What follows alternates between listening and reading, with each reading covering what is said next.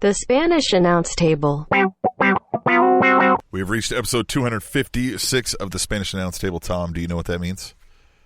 That it's Wednesday. It's Wednesday, and this is the best podcast recorded on a Wednesday. Thanks for hitting that up, setting it up on the tee for me to hit up there, Tom. How are you, Tom? Besides the neck, this neck is feeling better. Ish. Neck is getting better every day. Just kind of in the rut and in the muck of it all, just getting through it. Right? Like I'm in the middle of it. I'm almost there. I'm on the tail end, hopefully, of recovery. Then I got some physical therapy. But overall, feeling, about how I do every day, uncomfortable. And I feel like I'm being slowly choked all the time because this neck collar is tight. Well, yeah, you can't have it loose. You gotta not have it loose.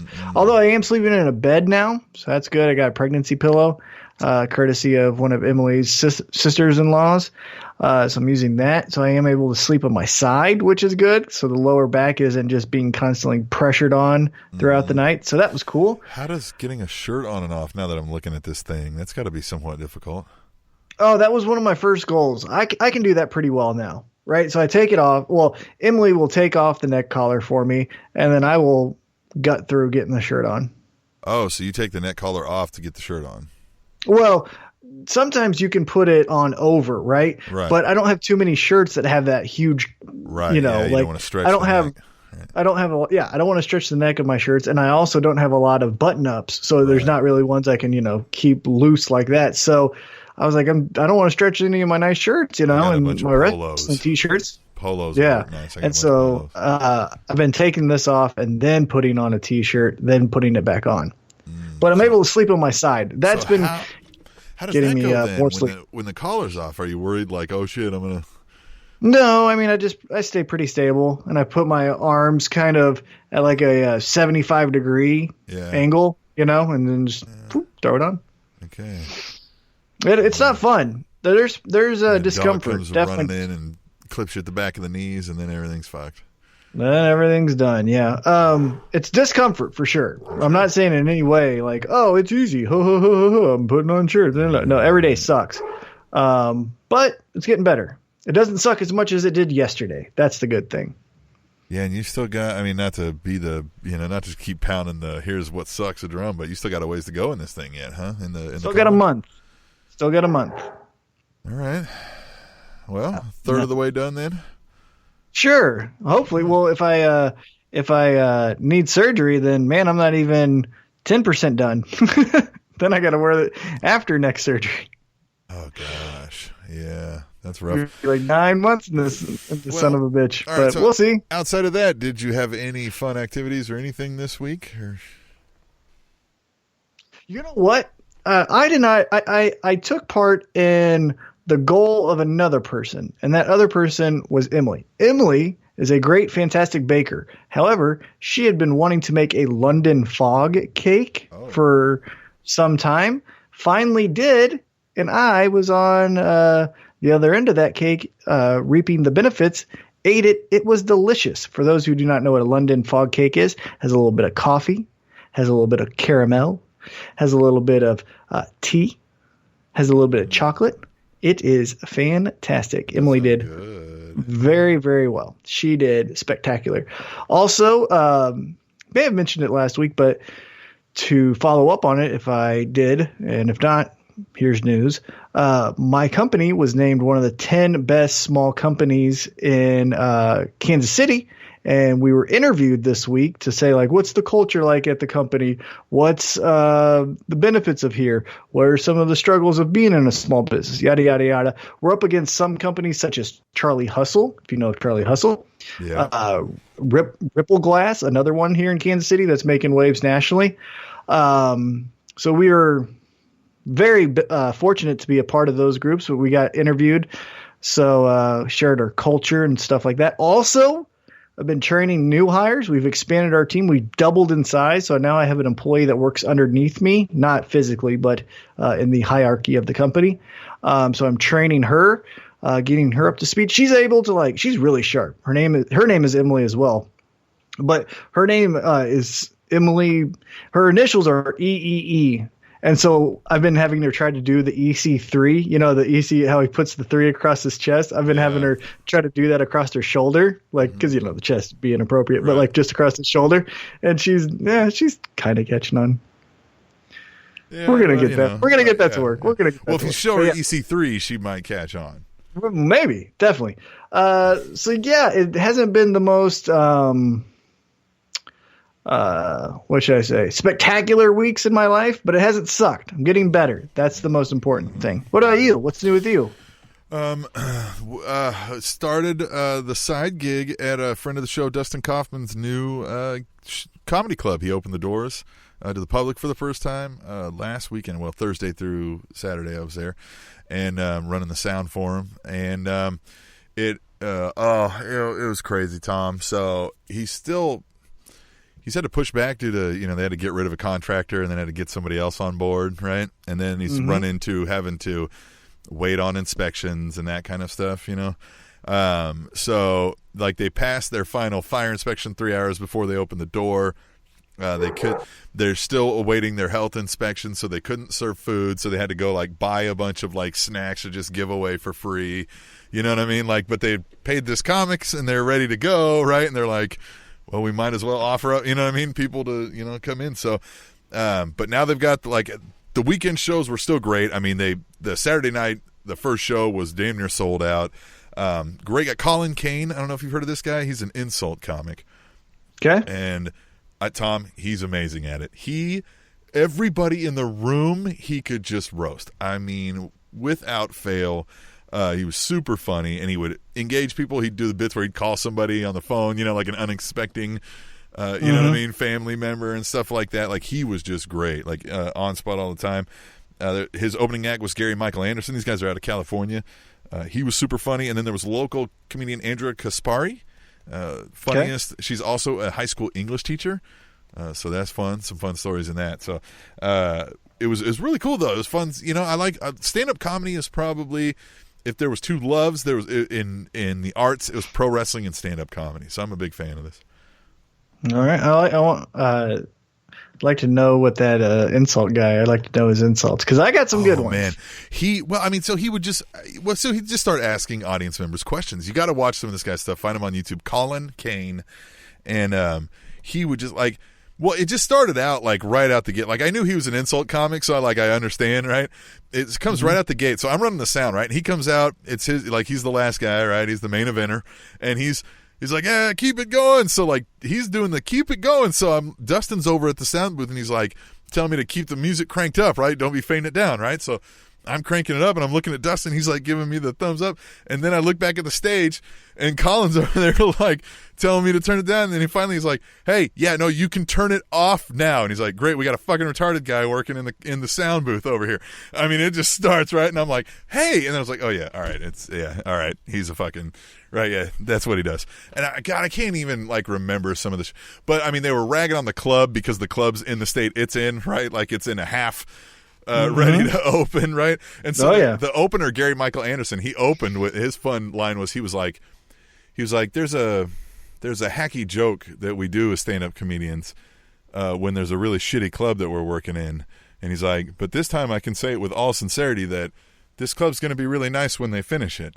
He was like, normally, and he was like, in all seriousness, this one they're just not finished, right? He was like, this place is going to be amazing, but. Yeah, not now. He was like, you guys look real cute with all your chips and soda. It looks like a middle school football game out here, right? So, which you know what I mean. Dustin was kind of pissed about all that scenario, but you do what you got to do, man. The joys of entrepreneurship. You get curveballs and you got to roll with it. That's what happens. But they do have the liquor license now, right? So they're still in the process of getting the health license and the kitchen open and all that. So if you're planning on going now, you'll want to eat before, or there's a place right next door. But they do have adult beverages now ready to go and the bar open. So they're getting there, right? But Dustin Kaufman, it's called the Comedy Club of Kansas City. If anybody's in the area, go check it out. And Andy's a big pro wrestling fan, so huge any pro wrestling fans that are listening in Kansas City, go support a fellow pro wrestling fan. Support the community. In the sound booth, he was like, oh man, I forgot a mic back here for the sound booth for a backstage mic, and I was like, well, we kind of need that, right? If I'm supposed to be announcing, the start of the shows and all that, and he was like, yeah, there's mics upstairs. He's got like an upstairs, storage area. And I go run up there, and he's like, it's my old podcast box, because he had a pro wrestling podcast and a comedy podcast. And I go find his box, and he's got all these little wrestling figurines. And so I take them all down there, and I've got them all lined up now in the sound booth, right? I like it. Good for you. Yep. Yeah. So, he was like, I love that. You want more wrestlers in here? I was like, yes, I do. And he's like, all right, I got you. He's got, at his home studio, his walls are lined with, he's like a collector, right? He's got in the box toys lined in the walls and stuff. He's even got one that's an NXT. It's one of the AOP guys, but the box says Bobby Roode. So he's got that hanging on the wall, right? Awesome. Nope. Yeah. No, that's not Bobby Roode. So yeah, Dustin Kaufman coming to Kansas City. That was the most of it. We went back to Swim Trunk, had his first soccer game back from being grounded. Swim Trunk, we'll spare the details of why he was grounded and had to miss soccer the previous weekend. But coach was like, "Oh, this is your first game back, huh?" Because it was at halftime after they were talking, and he's like, "Yeah," and he's like, "Oh, good, because you get to run the whole second half with no subs." Then I was like, "Oh." Did he come out with aggression? Yeah, man, he played the whole time. And then so next game he was asking, he's like, can I play the whole second half again? We're like, no, we got to rotate kids. You know what I mean? Like, yeah, he thought wants it was to a play. Punishment, and it was thought it was a punishment, and actually it wasn't. He loves it because that's all he wants to do. He wants to play. He's starting to like the indoor more because there's more of that, right? You're playing more. You're not standing around. You know what I mean? It's just a different game of soccer, right? So, it's a better game of soccer. Yeah, so there was that, and then other than that, man, just living. But, well, hey, yeah. You mentioned AOP. Funny, they haven't been on our TV in a while. Yep. That brings us into the world of pro wrestling because who knows if they were part of the Superstar Shakeup, which was the week in WWE. So, Tim, let's get into our general thoughts because we're going to make this one a quick one this evening. So the general thoughts of the Superstar Shakeup. What did you think of both shows, kind of generally speaking? Any moves that surprised you? I was surprised when I saw AJ Styles going, right? To Raw, but then I thought, no, that makes sense, right? Because they typically would do that, right? If somebody was the main guy and had his run and beat everybody, well, then we can't leave him there because there's going to be one or two that come over, right? So that's not really going to do anything. You got to move him over to the next thing, right? So the Roman AJ Styles swap, I like. That one was kind of like, okay, I can roll with this. That'll be a different feel for each of them. So that one stuck out. Lars was on both, but they keep with WWE. But they said he was on SmackDown. Right. They said he was on SmackDown. Right. Yeah. Yep. So there's that. I'm kind of getting behind the Lars. Right, he looks like a freak, looks like a circus act that escaped, and he's just beating people up, and you're kind of like, ugh. Well, I like the people that he is beating up. Well, yeah, but I like the people that he is beating up. If you know, it's Kurt Angle, it's Rey Mysterio, it's R-Truth. It's like the SmackDown roster of 2005. Right, and so I like that aspect of it. I thought, it was really fun. I always like Superstar Shakeup just because it adds a sense of unpredictability. The only thing I wish is that the characters the wrestlers that were moving shows could have been introduced in a different format than just, hey, it's a person. Right? Like, remember last year's Superstar Shakeup when Daniel Bryan got cleared to come back to wrestle, and his last act as general manager was requesting that Raw trade Miz to SmackDown because he wanted to punch him in the face. Like, that gave us a reason and an understanding of why Miz was going over to SmackDown. Now, I'm not saying you had to do that every single time. I did enjoy oh, wow, it's, Finn Balor on SmackDown.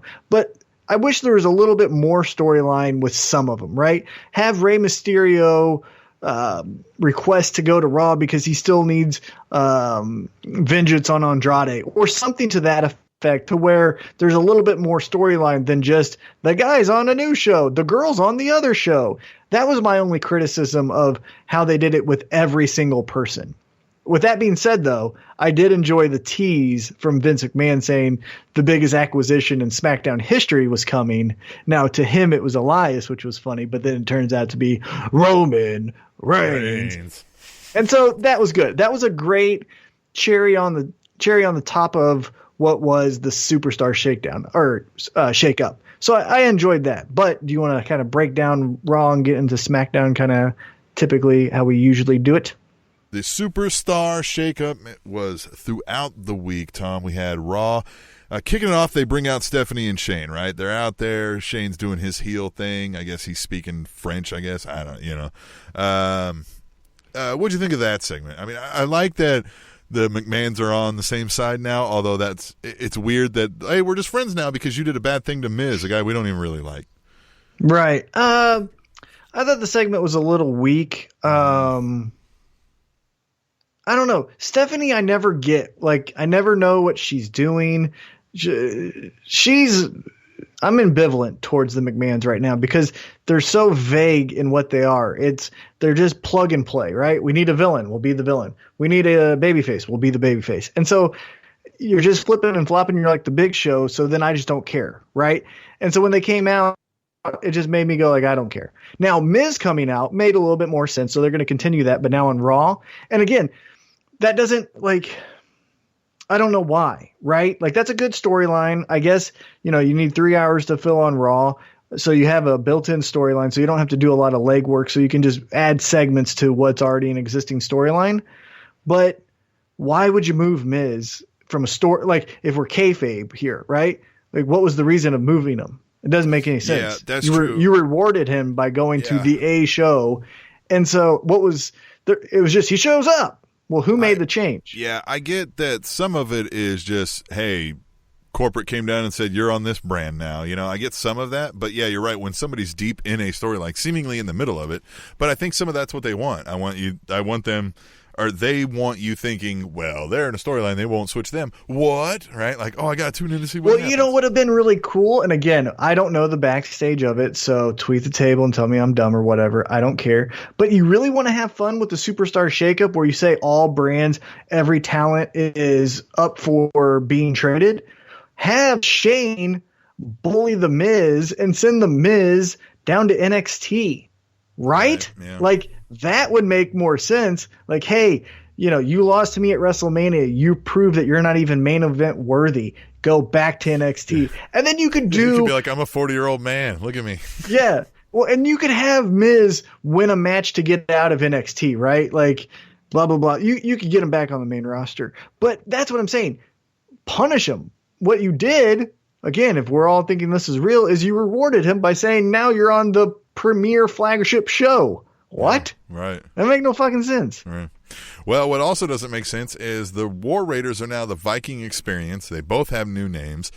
They're on Raw, even though they're the NXT Tag Team Champions, and they're taking on Ryder and Hawkins and Blackachet, who is now officially on Raw. The War Raiders thing I just don't get, man. I get when you're bringing some folks in and you want to change the name up a little bit. I get the War Machine to War Raiders thing, but now I don't get it. You're already under the WWE umbrella. Why did they have to change their name? Yeah, we that's all the know part. Who they are. It's so weird. Yeah, that's the part that I think is the most frustrating is, like you said, to further your point. It'd be one thing if it came from the independents and, hey, we want to own this name. But you own the name of War Raiders. And that was your trademark. Yeah. They're your active champions on another brand. Are they going to be the War Raiders on NXT and the Viking Experience? Yeah, like, exactly. What's going on Doesn't here? make sense. Yeah, that's the part. And, even to go to a little bit more of a corporate answer, I think, I would understand it a little bit because you're saying Raw's the PG show. We can't have the name War in it, even though Raw is War. Used to be a thing for many years. We're going to say Viking War. Raiders? Can't say it. Well, yeah, exactly. Or why not have them have a manager that says this is a new team to meet the new competition, right? Have an understanding of why the name is changed. That's where again, the small detail of, okay, you're going to change the name. Again, the real reason is because we can't have War being said on a 3-hour show that has Mattel sponsorship. Okay, but give me the reason why it was changed. Furthermore, their names were changed. Yeah, it's Hanson and now Igor. What was wrong? So now again, like you said, they're gonna go back to NXT and be like, Hanson, no, it's Igor. Why? That's so stupid. That's the reason I think we hated the name change. Yeah, no, it's bad. It's not good. It's really not good. Yeah, they're calling them. What are they calling them now? It's Ivar and Eric. with a K. Yeah. They tried Eric Rowan with a K also, and now he's just Rowan. They really want that Eric with a K. Yeah, it's weird. That's why I think it was shit on so much, though. They, as a team, are really cool, right? You know what it is? Is like Vince really wanted to name Shane Eric with a K, and Linda was like, "No, that's stupid." And he's like, "I'll show you, stupid." Yeah, everyone's gonna be Eric with a K. But I, again, the name change would have been cool if you given me a reason. A manager says something, or they say something. Changing their individual names makes zero sense at all. I do not understand that in the slightest. And again, to further your point, it was names that you already gave them. At Mr. Fourth Row on Twitter, and you too, the listener at home, can play along at Twitter, #tweet the table. He says, at Mr. Fourth Row says, the Viking experience sounds like something I would enter a contest to win with included airfare from Scandinavian Air, #tweet the table. The name, the Velveteen Dream, and you know what I mean, the like his whole experience like that fits that thing, but this does not. No Vikings would be calling anything an experience. Like they don't like it. Just the Viking Raiders. Like if you had to have the Viking term in there, right, or the Viking machine, or you had to take war out, yeah, right. That's what I'm saying. Like if you had to take war out, like I don't get it. I really maybe it was just a copyrightable thing that they want. Who knows? Maybe they don't have the full war rate. Maybe they're like, we better.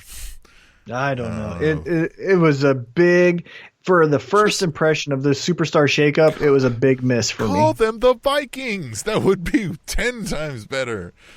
Mm-hmm. At least we agree. Like, that's pretty on the nose, but whatever. You know? Like, yeah. Whatever. All right, let's get back to Raw here. Oh, yeah, Finn Balor and Andrade. So Andrade's there now. Oh, what we didn't hit on when we were running down the shakeup is that no married couples were affected by it, being that they weren't split. But Andrade and Charlotte are now split shortly after they announced that they were a exclusive couple. So there's that. But Andrade got a win over Finn Balor, so maybe there's a little bit more of like hey, they already traveled together as it is. So, because who knows, Charlotte was backstage, and maybe on Tuesday Andrade's still backstage. You know, like they could still be traveling the same schedule. But yeah, I found that interesting. Naomi and the Usos went to Raw, not just one or other. Well, they just had a contract deal. He might have been able to work that in, saying, "Hey, right, exactly." But with this, I thought it was a good win. Again, Andrade, I think, is really good. That little flip into a backflip kick on Finn Balor, I thought was a cool spot. You know what it almost made me think of? Because how Zelina helped Andrade get the victory, and how they featured her doing that to Finn, and that's what catapulted Andrade to get the win. It had hints and shades of S.A. Rios and Lita. Remember? Mm-hmm. Like when Lita, it was like, no, we like this Lita. And S.A. Rios was good. There was nothing wrong with him. He did really fun moves and all that stuff. But soon enough, a couple months later, it was more Lita, and then we don't see Zelina Vega. This Andrade just feels like their next attempt at Alberto Del Rio to me. Like, and just like they just like, oh, here's a handsome Mexican, and we're like, well, yeah, yeah, I don't get that. Now, I will say, his in-ring ability is very, very good. So, very good. You know, he's very good. Way better than Alberto Del Rio is what I'm saying. He's, younger, better wruster. But yeah, they need to keep Zelina as his deal. She needs to be leading. I just hope that he doesn't get S.A. Rios. That's all I'm saying. Mm-hmm. Rusev managed to avoid that because Lana was on fire, and we were about to be like, "Who cares about Rusev?" And then now she's switched up. Right. She could go away, and we wouldn't care. Yeah, exactly. All right, and then because she went from like this, cold, manipulative, stonewall bitch to like a fly girl that used to be on In Living Color. Yeah, like what the fuck did happen to a comedy character? Yeah. All right, then the Lars Sullivan thing. So Elias is out there. Lars comes out. Rey Mysterio, he beats him. Or, well, it was Rey Mysterio, and then Lars comes out to beat him up, right? We talked a whole lot about Lars earlier. At Chris Mercado 23 says, is Lars Sullivan trying to be a modern legend killer? #tweet the table, which is kind of what you hit on. You think that's an angle they're actually doing, or it just happened? Sure hope so. It would be cool, wouldn't it? because he would be a babyface to me in about 3 seconds. Like, I love it. Get rid of these old people. Next is Randy Orton. That should be his first program. Legend Killer versus Legend Killer. That could be right? good. Just fucking let's do it. Well, Pull the that's trigger. that's who it's got to build up to, right? Yeah, so he's got Do to you like think take some anything out. can build in this fucking writing team? Well, you think anything can build? That's what we're suggesting, right? And I know you're listening. Right. I know you're listening, Vince. Yeah. Vince listens, right? The Usos came out and take on for the last time the tag team of Chad Gable and Bobby Roode, because who went? Gable went to SmackDown.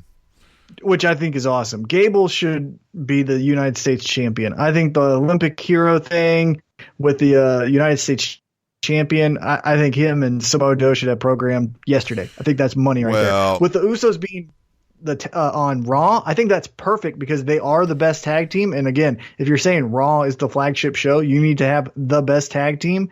The tag team division on Raw is a clusterfuck mess, so it needs some stability. I think the Usos add that, and they had the credibility of being the best tag team in the goddamn world. So word is Joe's gonna be on Raw. They had him planned, and there was travel plans where a lot of people couldn't make it. But not only that, Samoa Joe apparently showed up and had like one of the worst flus and could barely stand up, and they weren't gonna let him on, and he wanted to go.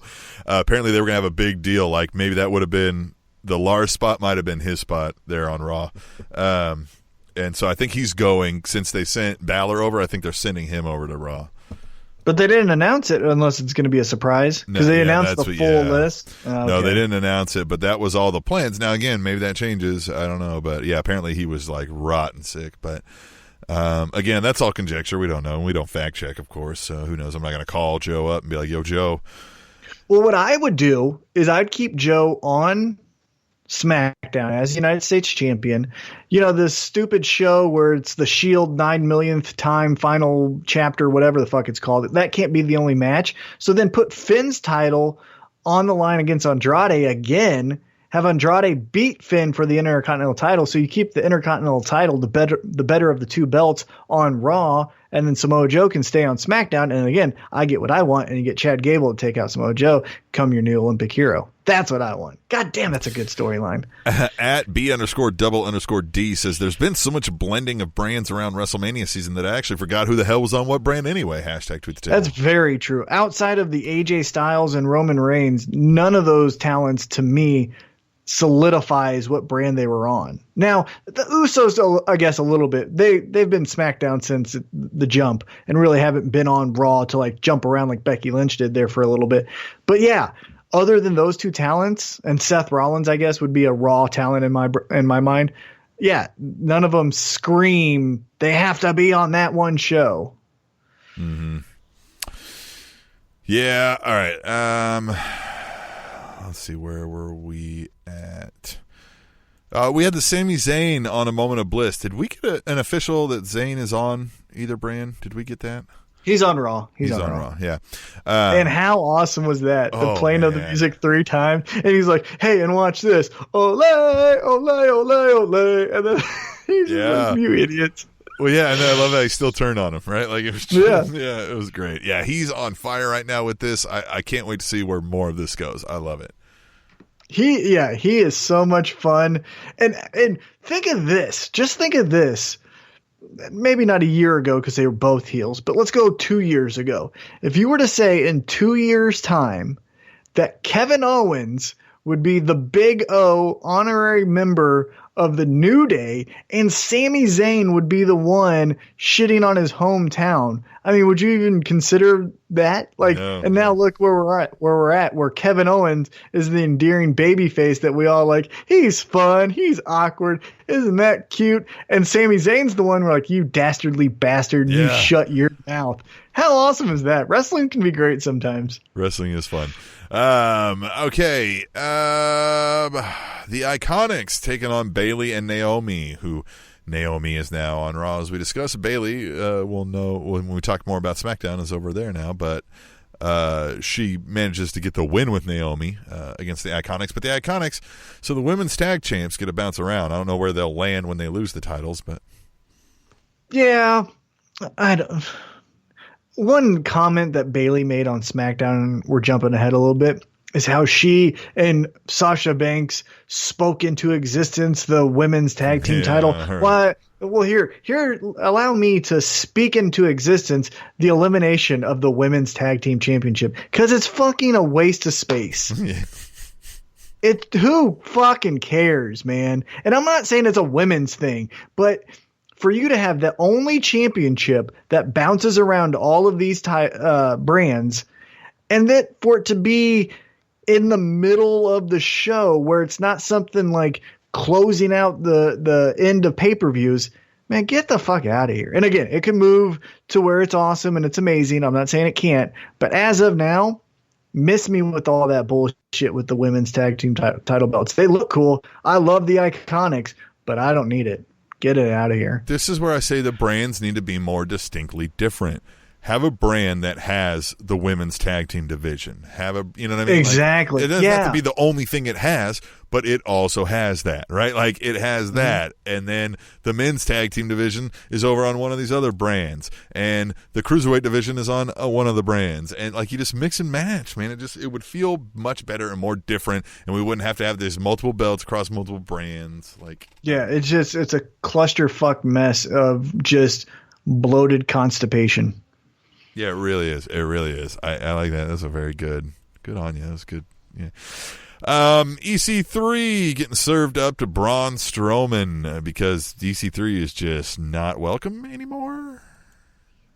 Or what? And here's the thing. It's sad, right? When like a talent was so good in TNA comes back to WWE and you think, well, that TNA talent could do wonders in WWE, and then it just all falls to the wayside.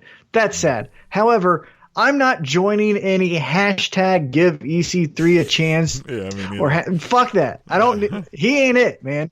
Yeah, so just ask for your release and go to AEW, and you and MJF can fucking be a tag team of like the 1%ers, and just go do that shit over there, because you're obviously fucking floundering and drowning in WWE. So get the fuck on, man. Yeah. I don't need to give you a chance. Fuck off. Well, yeah, at B_double_D says, yo, EC3, just ask for your release already, dog. Pretty sure they'll give it to you. Hashtag tweet the table. I don't know why he turned into Randy Jackson there all of a sudden, but. Hey, dog. Yeah, is that a dated reference? Yeah, does anyone know who that is anymore? Yeah, I don't know. It might be. We're old. We are old, but B_D gets it. I know he gets it. He knows what's up, dog.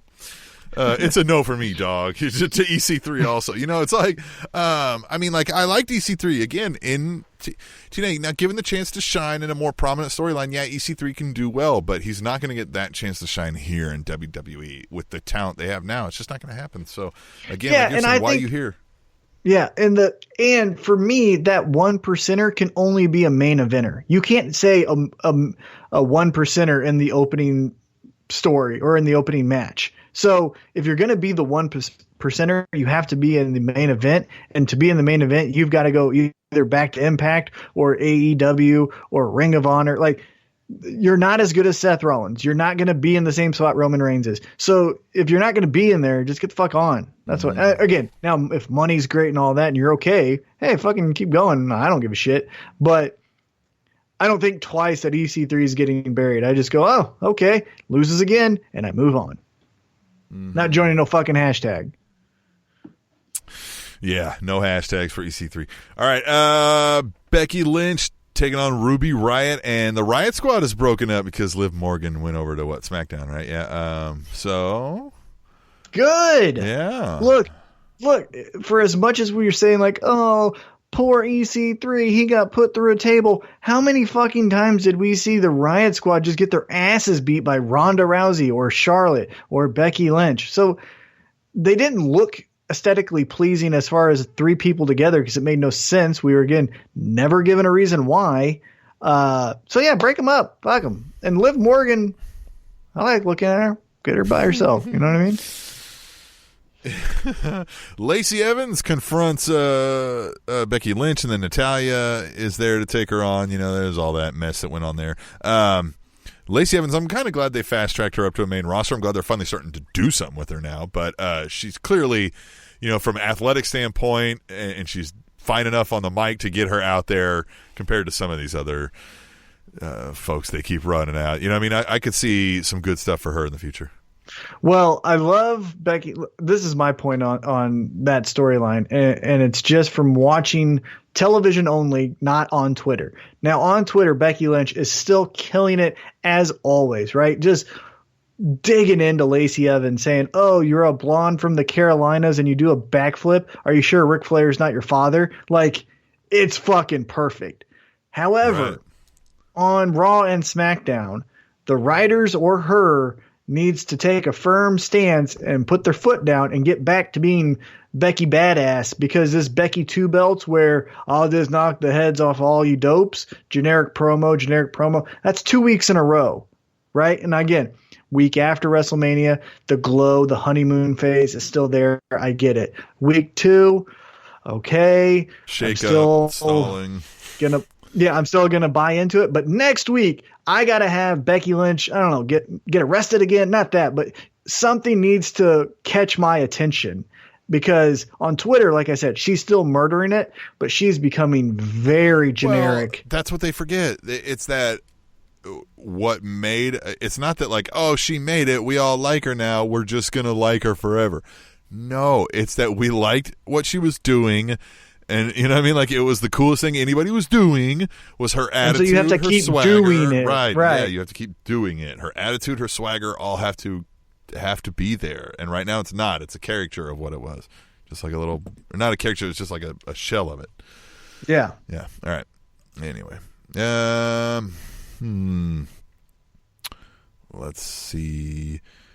Okay, so we had another Bray Wyatt promo, and then even on SmackDown we had another one of those that we'll hit, but he's going to be a crazy puppet master, I guess, maybe? Yeah. Sure. Well, it's a buzzard. That's what it is. Well, but the SmackDown one was a doll, right? Yeah, that's Sister Abigail. Yeah, is a doll. Wouldn't that be weird? What if he's carrying around a doll like the urn, like the Undertaker did? All right. Like a voodoo doll would make sense. He's from the New Orleans Bayou. It was Sister Abigail, but it was a doll the whole time. But it's a crazy looking saw doll. Yeah. Okay, Seth Rollins, AJ Styles, and Roman Reigns taking on Drew McIntyre, Bobby Lashley, Lio Rush. They did pretty good with the not leading on to who it was. You know what I mean? Like, and then it's it's. Although, did you catch the backstage promo where AJ Styles almost accidentally walked out? Oh no! Yeah, Seth Rollins was like, "Oh man, I guess this guy's trying to get out and reveal himself early," because I think it was by mistake. I think AJ just didn't hear the promo, right? And he opened the door and shut it. Yeah, he's going to take a shit. Yeah, look, AJ Styles on Raw is fucking awesome. That's like, again, I don't trust that WWE can do a fucking good proper storylines anymore. So let's just do this next week. Who becomes number one contender for Seth Rollins? Do a tournament, a one-night tournament. 3 matches. The winner has to compete in 3 matches. AJ Styles wins that tournament. Put in Bobby Lashley, all those fucks, right? AJ Styles is your new number one contender. Let's have him hammer home the goddamn number one contender, Seth Rollins. He ends up. This is what I'm doing. I'm writing you the whole storyline for the next 6 months into SummerSlam, right? 6 months, all right. Yeah, because this is what you do. Except for there's a little bit of a hiccup because Finn Balor was in there, but now he got traded or moved over. But you have AJ Styles, Seth Rollins. Seth Rollins prevails. It ends up driving AJ Styles to a heel because he's like, this motherfucker isn't better than me, but I think he might be better than me. One of those kind of heel things, right? So he turns heel. Then I would have had Finn stay on Raw, and then you do Bullet Club versus Bullet Club. You have Carl Anderson and whatever his name was, Luke Gallows, join AJ Styles, go up against the babyface Finn Balor, and do the Bullet Club thing, which drives Finn Balor to become the Demon to prevail, right? Then after that, so you got 2 programs back to back where AJ's lost. He went from babyface to heel, and then heel, obviously, he lost to the Demon. Okay, so you know how you revitalize that character? Still keep him as heel, but you have him go over the fucking heir apparent to when he retires, Ricochet. And you have heel AJ Styles and fucking Ricochet. That's tearing the house down every goddamn time. And that's your SummerSlam match. Heel AJ Styles with the Bullet Club versus Intercontinental Champ Ricochet. Waboom! I like that. That's a really good book. Hire Fuck T-Mac. yeah, it's great. Hire T-Mac. All right, so Raw ends. Let's run down an official list of everybody that made the jump to Raw in this year's Superstar Shakeup. You ready? Mm-hmm. Cedric Alexander. Any thoughts? He's the man that charisma forgot, and I will always remember when Enzo said that because that's what I always think of. Eric Young, and that split up Sanity because Killian Dane stayed on SmackDown, and apparently Alexander Wolf is either leaving or maybe can't wrestle anymore. Maybe something's going on there where he might not be around on TV. Well, hopefully it was Eric Young because Eric Young needs to stop because he's hideous to look at, and his character is stale. Well, so bye. He's going to Raw. Lacey Evans, we talked about. EC3. Naomi, the Usos, Rey Mysterio, Zelina Vega, Andrade, the Viking Experience, Aleister Black, Ricochet, The Miz, and AJ Styles. Not a bad class, right? To switch over to Raw. I think all of them can find their own niche there. They all identifiable, characters, as it were, so. Of that entire bunch, I think immediately we need to have Aleister Black turn heel on Ricochet. Immediately. Monday. Right. Like Monday. Let's get that going. Let's get that going, right? Because you don't expect a heel turn or any type of turn the next week when we're like, okay, here's the rosters. So let's just fucking do it. And nobody is like, oh my God, I can't wait until Black and Shay is the tag team champions. Nobody gives a fuck, so let's do something cool, right? Yeah, exactly. Like nobody is like my favorite tag team of all time, Aleister Black and Ricochet. Nobody's fucking saying that, so let's do something. Mm-hmm. All right, we're gonna move over to SmackDown. That's what we're gonna do. Let's see, the Kevin Owens, right, coming out, the Kevin Owens show. Loved it. Loved it. He's fun, and then so. The Kofi and Xavier Woods, they come out. That this whole thing was fun. Him being like, I can do this, I'll be the big K, and then he's like, no like he immediately was like, no, the big O. It's funnier that way. Yeah. I like that he wasn't afraid to move his hips. I like that he ate the pancake off the ground backstage when they did the initiation. Yeah, I like the big O. I also like that he actually can't move his hips like he was right. Yeah. But the thing is, I think it's great for – I don't want to see 2 weeks of this. I think that's a great SummerSlam when the New Day runs into Kevin Owens backstage and we have the backstage segment and they're like, remember we were cool? And then you call back to this night. That's how it should be done. I don't need to see 2 to 3 weeks of Kevin Owens in the New Day and then Kevin Owens turns because he's Kevin Owens. I don't need that. I just need a little taste, and then let's just move it on, right? Let's keep Kevin Owens as a babyface. We'll turn him heel later on someone else. New Day, let's keep him rolling with Kofi as the champ. Because that's the thing I think keeps getting forgot about is Kofi's the fucking champ. Yeah, we need to have someone fight him. Yeah, we've got to do something with it because he's not been in. There's no storyline yet identified as to who's taking him on. Right now, it's a good way to stall and get over some of the honeymoon phase where they don't have to take it off him so quickly. Right, it helps in some of that stall. I don't get the feel that they're ready to be like, okay, he's going to lose his first. We're not going to Sasha Banks him, right? So who is he going to take on? Who would be your guess that they do, and who would you do? Randy Orton. Is who they're going to do?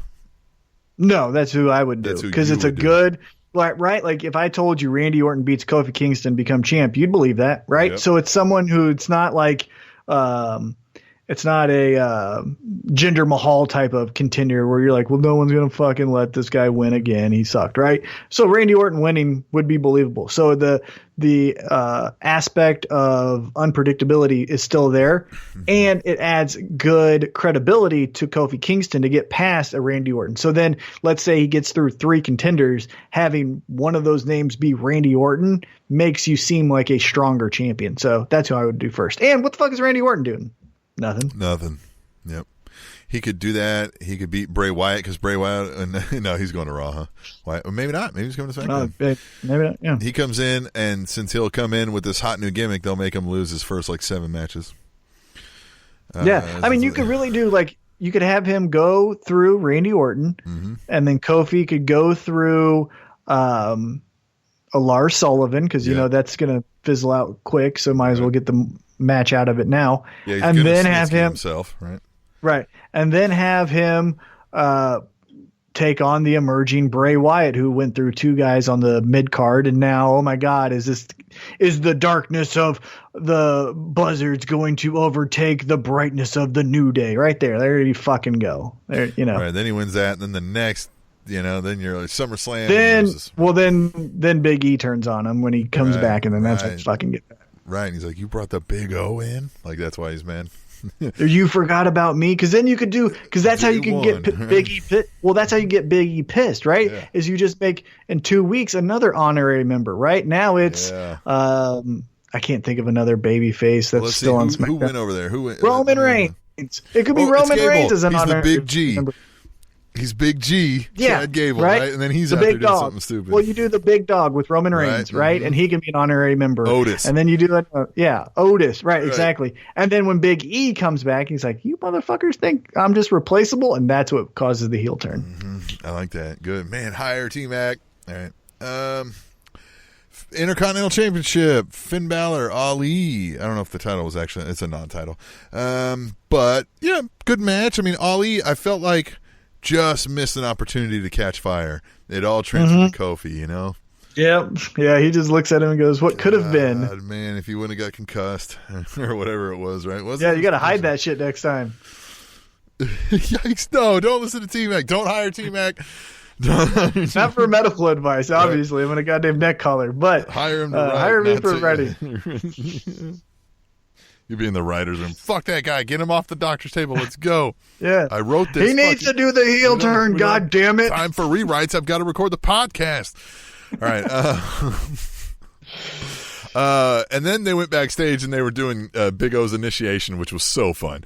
He's like, these are cold. Like, I can't eat this. They're like, you got to eat them. Yeah, he ate one off the. Yeah, and then he ate one off the ground, like legit. It looked like. So I thought it was great. Yeah, it was good stuff. Carmella, Charlotte Flair. Sure. Hey, that's always a good match. Fine. And then Lars Sullivan beat up R-Truth. Yep. Cool. I mean, like, nothing was wrong with that, is what I'm saying. It's like, okay, yep, totally get it. I like where they went with Paige was going to announce a team, and then her old team comes out, and they're like, and she's like, oh, actually not. But then they bring out one half of the fucking cartoon Sky Pirates, and they just team it with the other Japanese girl on the roster. Instead of bringing up the cartoon pirates, I just don't get what they're... If your intent was... Send Asuka back down then, and bring up the Sky Pirates as a women's tag team then. Like, that's what that is. Like, what are you doing? Well, I think the other Sky Pirate is going to beat... Washed out? No, it's going to beat... yeah. The champ in NXT. Fine. What the fuck is her name? Why? Who cares? Send Asuka back down. She'll be the champ. Send the Sky Pirates back up as an actual tag team. Yeah, I mean, look, you have no... And again, I need some rhyme to the reason. Right. Why is Paige managing these people? Right. These two random people who had nothing to do with each other until now. It doesn't... and Asuka doesn't fucking... Asuka just tapped out... Last time we saw her, besides losing to Charlotte, she tapped out Becky Lynch. Why is she now like, I'm in tag? At Katie First Lady says, so Io is staying to beat Shayna, I suppose, which is fine. And Asuka and Kairi can be the new jumping bomb angels. # tweet the table. No, you can't say bomb if you can't say war. Yeah, you can't say bomb in an airport. All right. So, yeah, there's that. And the one thing in that segment, though, is did you notice Bayley was getting booed? Yeah, although I did like how she kind of was, gosh damn. Oh, no, she did this later, didn't she? With, or no, how did this whole thing break down?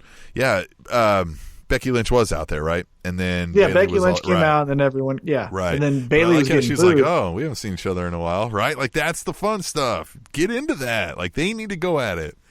Yeah, and I got into a little tiff, I guess you could say, with Katie Shamber, good friend of the show, because she goes, why are you guys booing Bayley?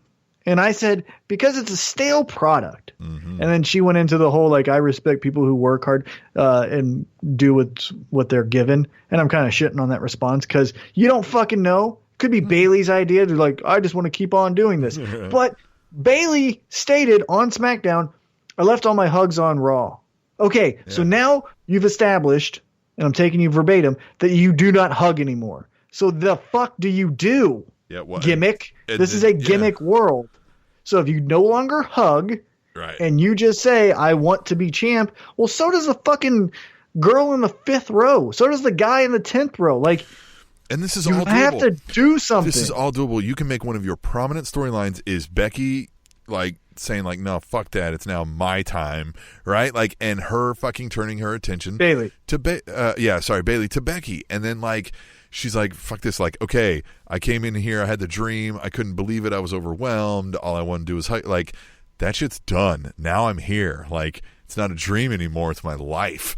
You know what I mean? Like, it could just. You could get really gimmicky with it because you could say, this is no longer my dream. This is your nightmare. Oh, that'd be fun she for her could do to like say. A bear hug, right? Like, right? Yeah. As the damn, the only hug I'm giving is a bear hug now, right? And that's her finisher. Remember, it's the Bailey to belly hug. Yeah, the only hugs that are coming now is going to be a Bailey to belly. That's it. It's pain. It's right? pain. Yeah. Yeah, I don't know. Whatever. All right, let's move on. And so Ember Moon is also there. Neat. Then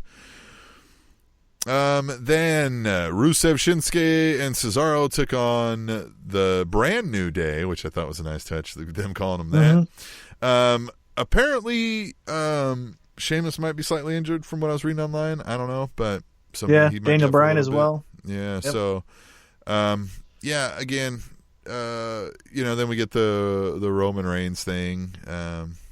Roman debuts. I thought we touched on this earlier in the episode, but I thought it was cool how, Vince said the biggest acquisition is Elias, and he kind of meant it. One thing, because poor Vince, he's still in it. Like, in his mind, he's still 30, right? But his body is 110. But when Roman got in there and, Vince is like doing like a standing shuffle as if he's like a lineman in the NFL, and he's like, what's going on? Right. And then he just gets hit in the face. God bless Vince McMahon, that crazy old bastard. That was my favorite part, is him doing the standing shuffle in place as Elias gets beat up by Roman Reigns. It was so funny. I forgot our final tweet the table from @MetaBoard2 says, do you think Becky had to get special permission to call them belts instead of titles? # tweet the table. Yeah, they were all calling them belts, but yeah, that's an interesting, because they're not supposed to call them belts. Right? Yeah, because you're not fighting over a piece of jewelry. Right. You're fighting over prestige and honor. They're not belts. Yeah. It's not a title match. It's not a shot at the belt. It's a title match. Right? Yeah, he's very strict about that stuff. All right, let's run down the list of all the superstars that moved to SmackDown Live in the Superstar Shakeup. We had a confirmation that Otis and Tucker fart noises will be on SmackDown. Mickey James, who's trying to get MILF. The Monday Night MILF. Well, now she'll be on SmackDown. Can't be Monday Night MILF, which sucks. But they should do that. Remember when wrestling was fun? That would sell so much merch to country women. I'd buy a shirt. The Monday Night MILF. Oh, she could have a renaissance of her career. Apollo Crews. Yay. Chad Gable. You're high on this guy. He'll be there. Liv Morgan. Buddy Murphy. You just shit all over that. He'll be there. He'll be there. Asshole. I think he's great. He's not bad. Lars, Kairi Sane, Ember Moon, Bailey, Elias, the Intercontinental Champion Finn Balor, and Roman Reigns, the guy with the wettest hair. What do you think? I think it's going to be interesting. I think it's really interesting to have Roman Reigns on the shorter of the two shows and not the flagship. It feels very much like when they did the Superstar Shakeup in 2010 and they put Triple H over on SmackDown. Remember when they moved Jim Ross and Triple H over to SmackDown, and Triple H was like feuding with the Great Khali and Jeff Hardy and stuff? Feels like that's the move they did to Roman Reigns. So we'll see how he reacts to it and how it's received. I think another big move of why they moved Roman over to SmackDown, though, is because in October they go to the Big Fox, and Big Fox needs big names. Well, and why not get the big dog? Well, and the word is like Big Fox was really planning on Ronda Rousey, and if she's going to be getting pregnant now, she ain't going to be ready to be right. So then you have launched, right. So then you got to do Plan B, or either have Ronda take Plan B and have Roman Reigns.